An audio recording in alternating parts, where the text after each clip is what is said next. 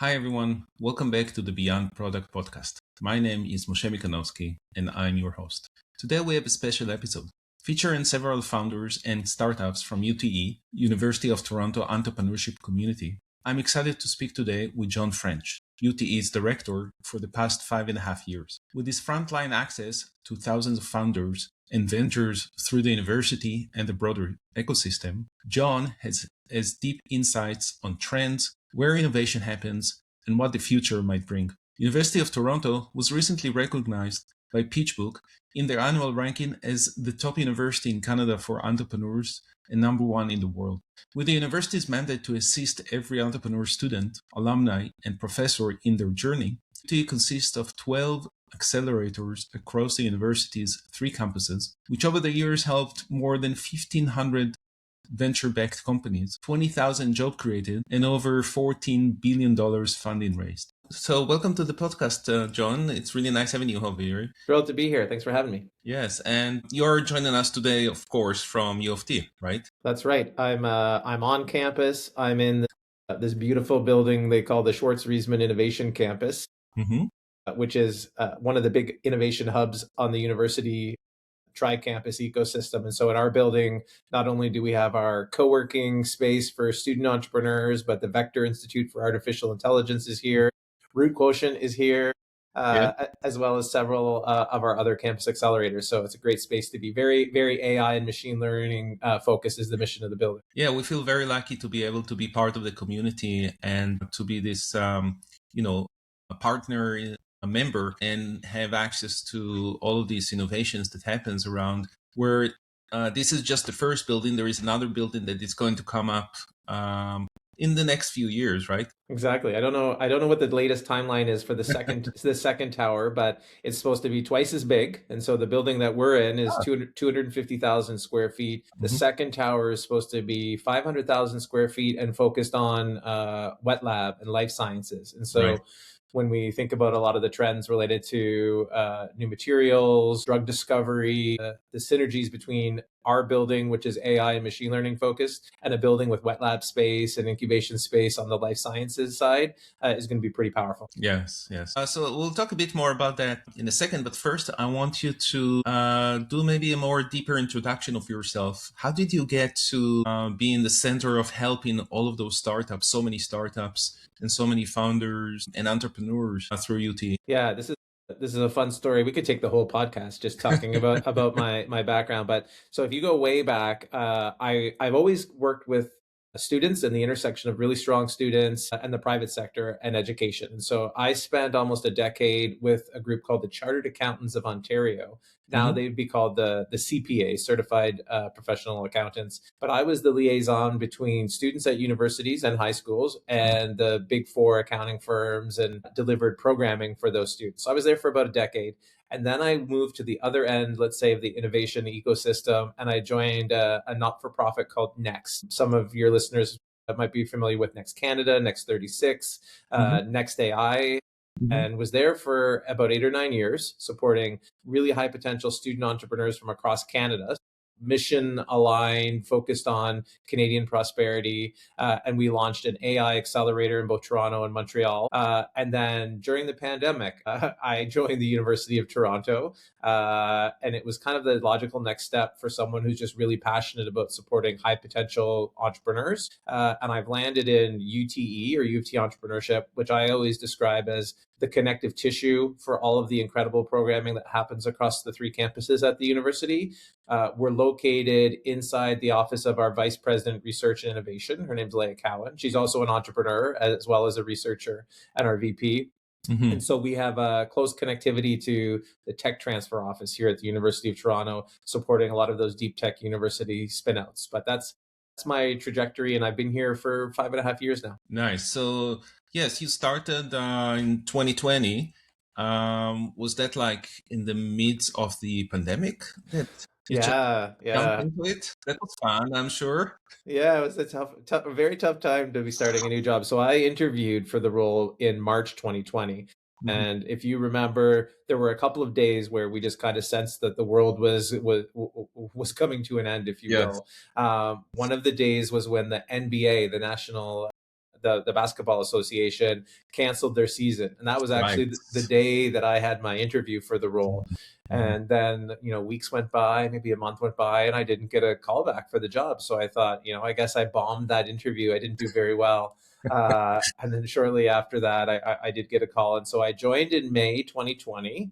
And at that time, my office was located in the old Banting Institute, the building next door to where we are now. That's been knocked down since, but this old 80, 90-year-old building with connections to the discovery of insulin and co-working space for entrepreneurs. But that early in the pandemic, nobody was there. And so, I remember picking up my laptop and my credentials, coming to campus, which was very unusual at the time, and Ghost really town. spending, it was a ghost town, spending the first 6 months or so getting to know my team of reports, but also the people above me completely virtually, just on Teams. So an interesting time to be starting a new gig. Absolutely. And the nice thing is that, first of all, entrepreneurship doesn't stop. It continues even with the pandemic.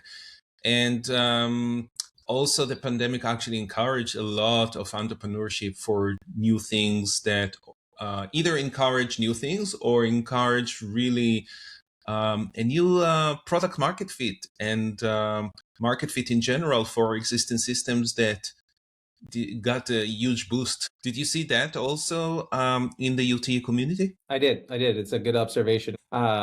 We track the number of new entrepreneurial teams or startups that get created. And we found actually that 2020 was a bit of an inflection point where that number started to rise significantly. And so we've talked about entrepreneurship thriving, not in spite of, but because of the pandemic, where obviously there were new solutions in the health and the life sciences space. But you're right, we found process improvements around how people operate and how people live. And also people had a different opportunity based on their living circumstances to tinker and to build and to try new things. So before I joined the university, so 2019, we would have supported about 380 entrepreneurial teams annually. That number now in 2026 is over 1,300. And so engagement at the university has increased dramatically, and it's not unique to any specific sector, technology,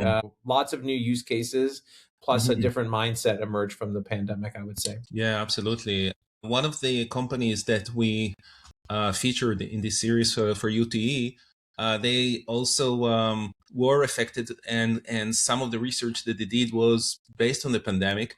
That was, just looking at my list here, Verinovi with Peter Smith. About how organizations are operating and utilizing their spaces, and then when they work remotely, and then now that they're coming back to the offices. So that's actually been very interesting to watch, and a great discussion with. Yeah, Peter's great, and that's a good example of a company that's part of the UTEST program at U of T, the U of T Early Stage Technology Program. And so they support about 30 companies annually, and they're all based on research or deep tech IP out of the university ecosystem. But yeah, no, Peter's a great founder. Yeah. So in those 5 years or 5.5, what have you seen changing? Like, I'm sure you're going to say AI, but AI was there also before. But what have you seen changed in the ecosystem, in the trends, in how people are building? I would love to hear, from the inside stories.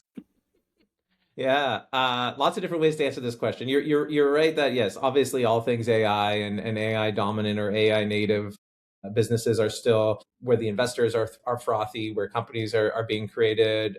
I think there's an acknowledgement now in 2026 that there wasn't in 2019, that this technology was going to permeate every single industry sector you can imagine and disrupt things. Some of the trends are more recent to the last couple of years, I would say. And so when you think about AI and physical AI and robotics, I feel like that's another area where there's a lot of excitement, again, out of the University of Toronto. You're right. You go back to The Godfather and Geoffrey Hinton, our professor emeritus and Nobel Prize winner. But now we're seeing AI plus robots. We've got another professor who could be a Geoffrey Hinton in 10 or 15 years, Alain Asparaguzic, who joined the university from Harvard. And his background is kind of at this intersection of machine learning and robotics and the concept of self-driving labs where we can leverage ML, but identify new materials, new drugs, new way to make buildings, new textiles. And so that's super exciting. Mhm. I was at the Consumer Electronics Show. I was at CES in January and saw the robots folding laundry and playing ping pong and playing piano. And so I feel like the progress in that space has been really exciting and really interesting. Uh, Over the last year in particular, we're talking about dual purpose and defense and cyber in a way that we hadn't for years. So, I mean, Mhm. I would suspect that some of it is geopolitically motivated, but for years in Canada, in a university environment, talking about defense, talking about military, Mhm. did Mhm. not happen in a way that it does now when we're discussing Canadian competitiveness and sovereignty. And so Mhm. entrepreneurs that are building companies that are relevant to defense, and that could be anything from, cyber or space or satellites, kind of there's a really long and interesting and exciting list, especially if they can highlight other, dual purpose uses that would benefit society as a whole. Investors are interested. There's government funding. There's a lot of research happening. And I think if we're having this conversation, you and I, and even in 6 months or 12 months, there's going to be more infrastructure Mhm. and funding for those companies. So that would be another interesting trend. The last piece I would highlight that is more challenging is that in the last couple of years, the dynamic has shifted back towards the investors or the VCs, whereas for a few years Mhm. there, our entrepreneurs, it was an entrepreneur's world, but now the VCs and the seed, that really the early stage seed capital in Canada, we're finding a little bit less of it, or the expectation is that you need to demonstrate traction, Yeah. generate revenue earlier, have users. We're not just going to be funding an idea. And so it continues to be a challenging environment for company founders that are looking to raise funding. Yeah, and that's actually something I did wanted to touch on, because one of the things I actually worked for a very early stage AI company before ChatGPT. So the world before ChatGPT was no one knew about it, only the people that built it, and the world after is that everyone knows it and wants it. So that was before ChatGPT, and it was Y Combinator supported, but it started from U of T. And then they came back after they did the Y Combinator program. They came back to Toronto just for the development because they wanted to hire from the university, which was great. So I met a lot of those engineers that came from all over the world just to do the AI in U of T. But the stories we were hearing back then, but also since then, was that all of those people are moving to the States. They are not staying over here, and organizations also incorporating in the States. So it's not just about raising the funds, it's also about keeping this manpower and brain power that we developed over here. So do you see this? This was just me, nothing scientific about what I've said over here. So do you see more of that? Have you seen more of that? Is it changing? Is there ways that we can actually keep these amazing people here and create something really big in Canada? Yeah, so I would say that a challenge has always been that some of our top talent, our top entrepreneurs, um, leave the country, are wooed by whether it's global accelerators in the Bay Area or by investors who require or strongly encourage them to domicile or to incorporate south of the border. And we wind up losing some of those companies. And I'm going to an event tonight, a TechTO event across the street in Mars, and YC is going to be there. And so, with their recent announcement around Yes. funding or not funding Canadian startups that are headquartered or incorporated in Canada, I expect it to be a hot topic of conversation. Right. I mean, I always will tell the entrepreneur that they need to go where it makes the most sense for them, whether that's to stay in Canada or to go south of the border or elsewhere. Would never begrudge an investor for setting terms that they feel are the most beneficial to them. And so I think that this whole conversation has highlighted, again, an opportunity in an elbows up era for us to look at what we can do to keep and to motivate our top entrepreneurs and founders to not only stay here because of the talent that's there or affordable devs or whatever it might be, but because they see value to building a wildly successful company here. Yes. Some of it relates to capital. And the team behind the True North Fund, I was just reading yesterday, Chris Albinson and others are looking at building something massive by Canadians, funded by Canadians for Canadian startups. And I feel like you have seen or you've heard there's a shortage of early stage risk capital that they've got in the US that we don't have here. So some of this is capital, but a lot of it is also cultural and risk tolerance and being willing Yeah. to invest in these companies early, being able to provide receptors like corporate partners and receptors for them early. Where we are a smaller country, that's always going to be an obstacle. But Hmm. our larger corporates are often more risk averse as well to adopt and to be a partner and to pay for some of that technology earlier versus True. more companies that are more open to risk. The last piece that's going to be really challenging, and this is cyclical. You need to it perpetuates itself once you get the snowball rolling down the hill. Is many of our startups that are growing and looking to scale get to a certain point. They need the mentorship. They need to hire the talent. They need their C-suite to be people that have built and scaled and exited wildly successful companies before. Hmm. And that is changing in Canada, but we're still not there yet. And so the draw to places like New York, Boston, the Bay Area is also because of the caliber of that senior executive talent. Mm. So what can we do?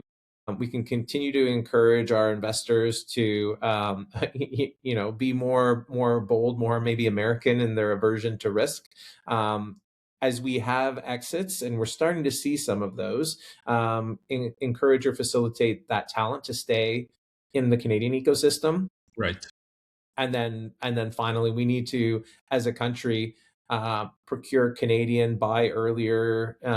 It's not good enough just to have shred credits for research and development. We need to have our corporates being willing to be a first customer of Canadian companies so that they don't feel the need to go to other geographies. Yes. Yes. So, going back to UTE and the community of UTE, you're supporting 12 or 13 accelerators across the 3 campuses of U of T, which is huge. This is really a lot of many different accelerators in different areas. You already mentioned one of them, UTest, before. Which others? I'm sure all of them excite you, and they're all like kids probably that you cannot say, oh, I like this one more than others. But do you have a soft spot for a few of them? You're right. I am like a dad, and they're my kids, and I'm not allowed to have favorites. But with that caveat, so you're right. We've got 12 across the university. The University of Toronto has 100,000 students, and so it's massive. And so I'll often get involved in the conversation where we've got not just the university, but like the ecosystem as a whole. Too many accelerators. Where are they really adding value, et cetera, et cetera. At the University of Toronto, we talk about there being a no wrong door philosophy. It doesn't matter what you study, where you study, what you're building, what your background is. There's an access point at the university for you to participate and to join the ecosystem and get access to the resources. And increasingly, our most successful companies have gone through multiple campus accelerators and have benefited from mentorship, physical space, resources, funding, et cetera, from different accelerators. And so Mhm. UTest is one that punches way above its weight because it's a small team. And increasingly, the VC-backed companies and the ones that are moving the needle, there is some underlying deep tech. There's some IP that's connected to the university. And so all of these companies will have worked with our innovations and partnerships office, or often called the tech transfer office, a TTO south of the border. And so they've got a sound IP strategy. They've got a clean cap table. They're very investable. And it tends to be the scientists that are Mhm. interested in commercializing research out of the university. So UTest is Mhm. definitely one of them. We actually have a wet lab incubator on our Mississauga campus called SpinUp that Mhm. supports a cohort of companies. And so for the first time at the university, because it's tough to access affordable wet lab space, we've Mhm. got a bunch of life sciences and therapeutics and new materials companies that are working there. Another great one in the life sciences space is in the Temerity Faculty of Medicine, H2I.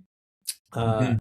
is the Health Innovation Hub that now supports over 300 health-based companies. Mm. Maybe it's therapeutics, maybe it's uh, digital health, maybe it's medical devices. And then the last one that I'll mention that many people might be familiar with is the Creative Destruction Lab, which is located in the Rotman School of Management. They're a bit of an outlier in that they accept companies that are slightly later stage typically. They recruit from outside of the university, in many Mm. cases from outside of Canada, and they've got a focus on a lot of streams where where we're seeing trends or where we're seeing opportunity. And they have a dual purpose and defense. They've got an advanced materials. They'll do something focused on oncology and cancer research.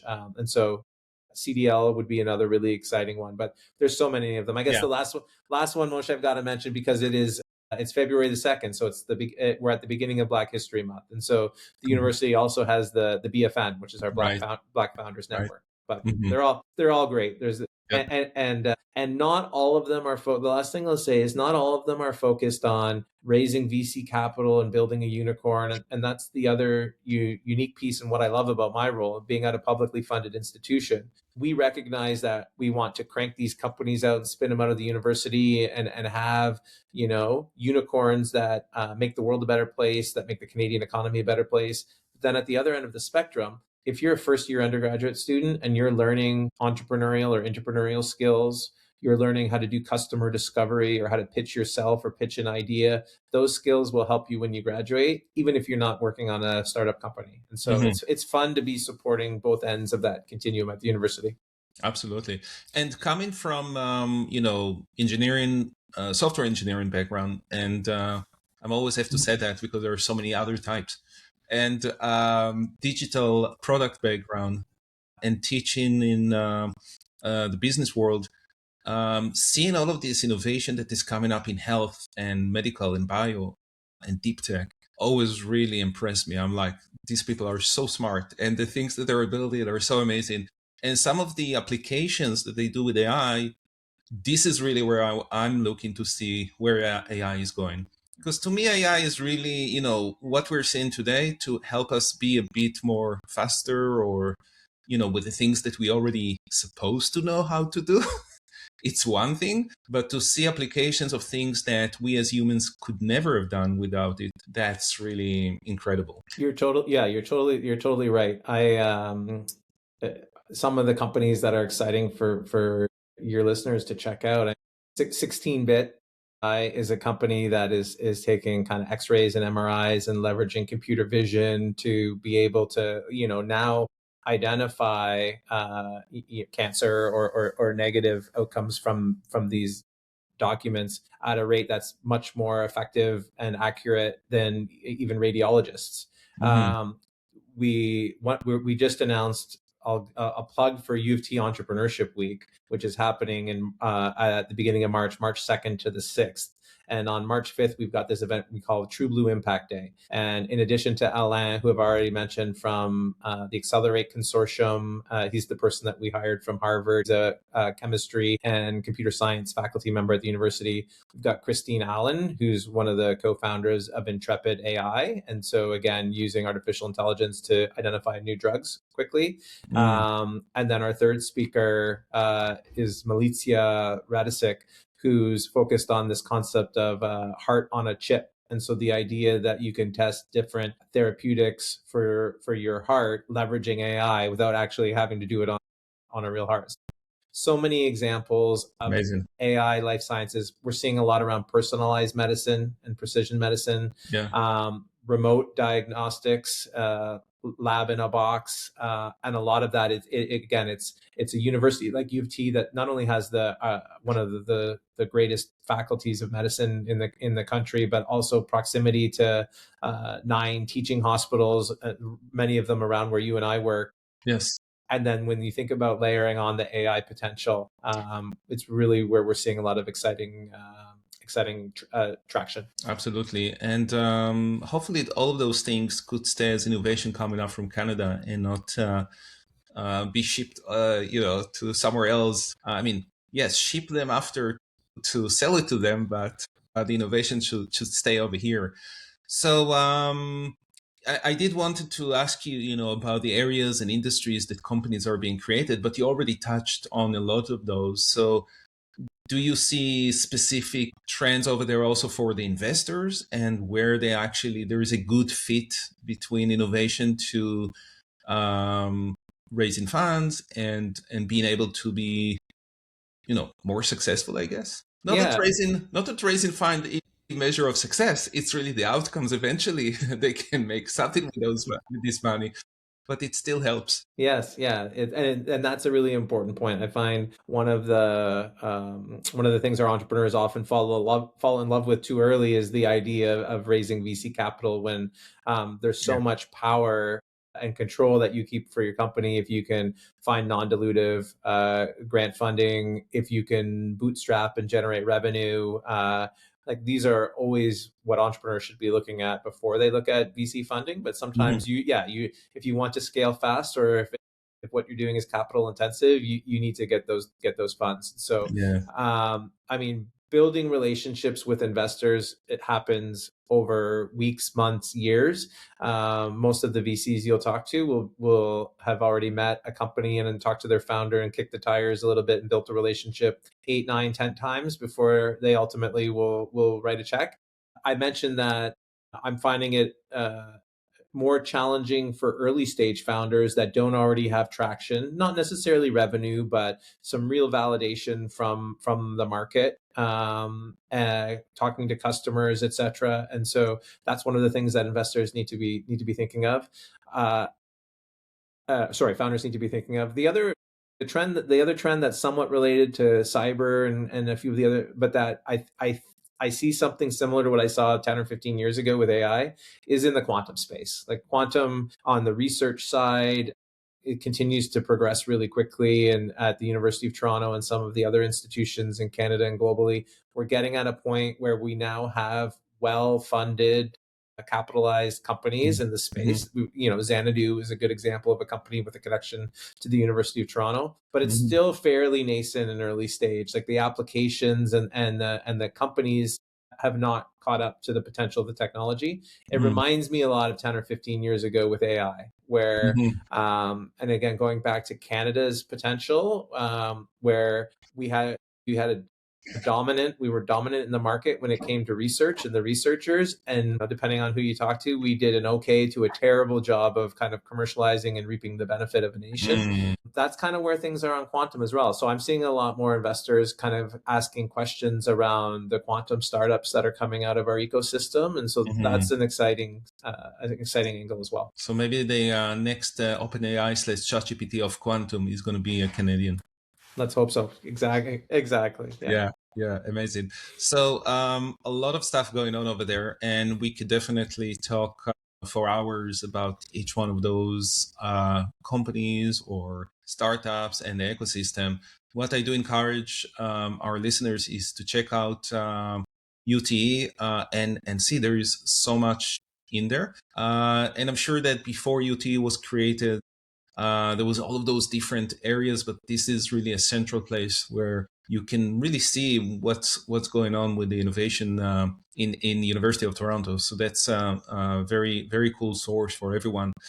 Um, what is maybe from what you have seen that works and doesn't work, one or two advices that you would give to entrepreneurs that, from everything that you're seeing? Because being on the sideline and helping all of those entrepreneurs is a great place to actually, cheer them and also see, where they fail and things like that. So I would love to hear that. Yeah, and you're right.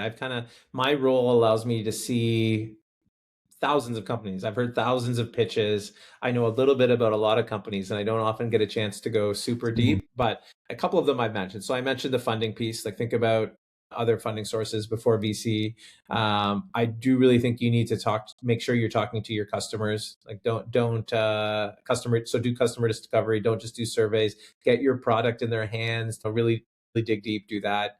I'm not the first person to say this, but at the University of Toronto, we see a lot of entrepreneurs that are really in love with their solution, with the technology that they've created. And so the Yep. advice is to fall in love with solving the problem and obsess over that. Don't fall in love with your technical solution or Mhm.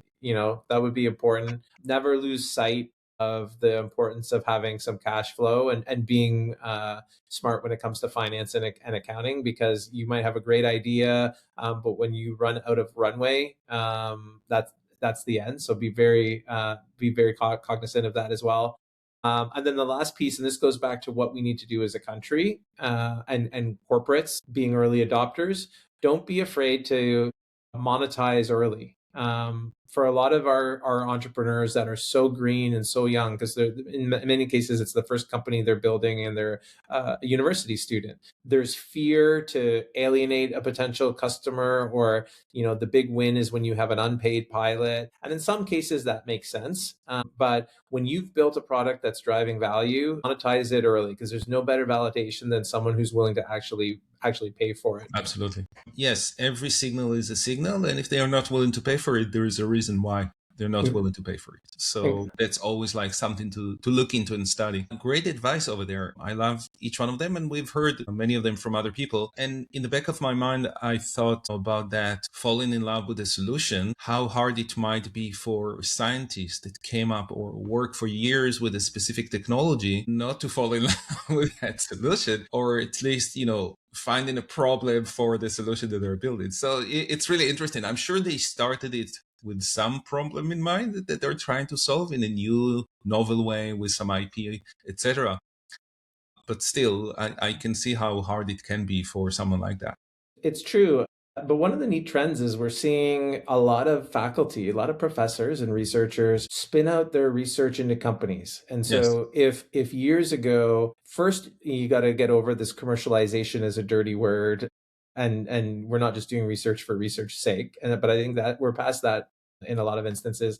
And then the easiest thing to do is always to license it to a larger company, to a multinational, but more companies are being founded by faculty members who want to take what they're working on from a research side and really turn it into a business. We were chatting just before we got started. The big announcement this week is that Raquel Erdeson, who's a computer science professor at the University of Toronto, has just raised 750 million US, so $1 billion Canadian, for Wabi, focused on autonomous vehicles, and they've been focused on trucks for the longest time, but now the word is robotaxis, and I think that's going to be something that they're looking at rolling out in Toronto very quickly. And there's another 250 million from Uber as an investor if certain milestones are met. And so that's one example.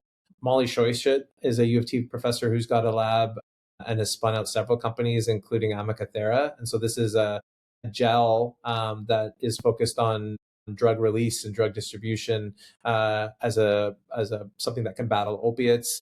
We got Brendan Frey and Deep Genomics. And so there's a trend around faculty members who, yes, have fallen in love with solving a problem and their research, but are really excited about creating companies based on that research. Yeah. And it's great to have the support that they're getting through the ecosystem, because I also spoke with some professors, researchers that always been in academia and never had the learning on how to put a business. And that's really, I felt, the pain. I mean, not everyone, but some of them. So that's really an important part of that. Agree. And that's one where UTest and our Innovations and Partnerships Office are really moving the needle. Yeah, amazing. Perfect. This is where I get to the last segment of the podcast, where I ask you a few rapid questions. So I hope you're ready. Bring it on. Bring it on. And this is, I'm asking all the guests. So the first one is biggest inspiration. Right now, I find what the guys at Cohere are doing to be really inspirational. So Ivan and Aiden and Nick building an LLM generative AI company and doing it really in Canada up against some big heavy hitters. So I'll say the Cohere co-founders. Amazing. Core value? Empathy and curiosity. Nice. Now, this one, it's some people think it might be a silly question. I still like to ask it. To AI or not to AI? To AI or get left behind, For sure. Even I moved to that direction. Yeah. Proudest moment?